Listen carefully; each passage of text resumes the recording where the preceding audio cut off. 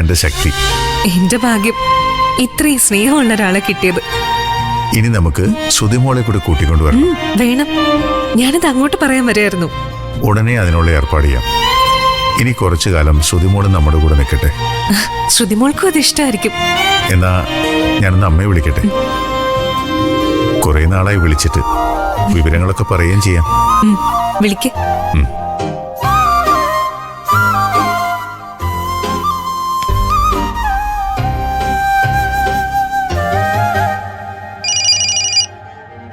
ആ മോനെ, നീ ഇപ്പൊ എവിടെയാ?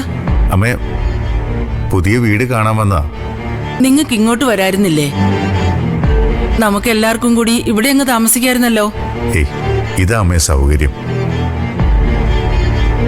മാത്രമല്ല, എത്രയും പെട്ടെന്ന് പഴയ വീട് തിരിച്ചു പിടിക്കുമെന്നാ പറഞ്ഞിരിക്കുന്നത്. അത് നടന്നാ വീണ്ടും ഞങ്ങൾ അങ്ങോട്ട് തന്നെ പോകേണ്ടി വരുമല്ലോ. ഇതൊരു താൽക്കാലിക ഏർപ്പാടാമേ. ആ വീടിനി തിരിച്ചു പിടിക്കാൻ പറ്റുമെന്ന് ചോദിക്കമ്മേ. അറിഞ്ഞിടത്തോളം ഇനി ആ വീട് ഒരിക്കലും തിരിച്ചു കിട്ടാൻ പോകുന്നില്ല.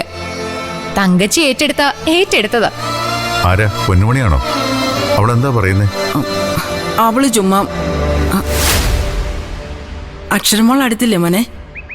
ഉണ്ടമ്മേ, കൊടുക്കാം. അമ്മേ. ആ മോളെ, അമ്മ വിഷമിക്കൊന്നും വേണ്ട.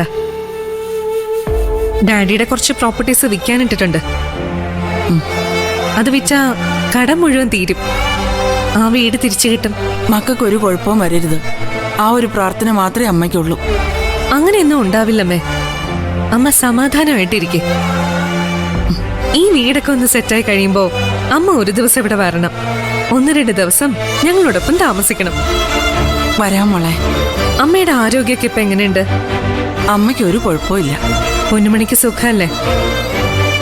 അവൾക്ക് കുഴപ്പമൊന്നുമില്ല. എന്നാ വെക്കട്ടെ അമ്മേ, വിളിക്കാം. ശരി മോളെ.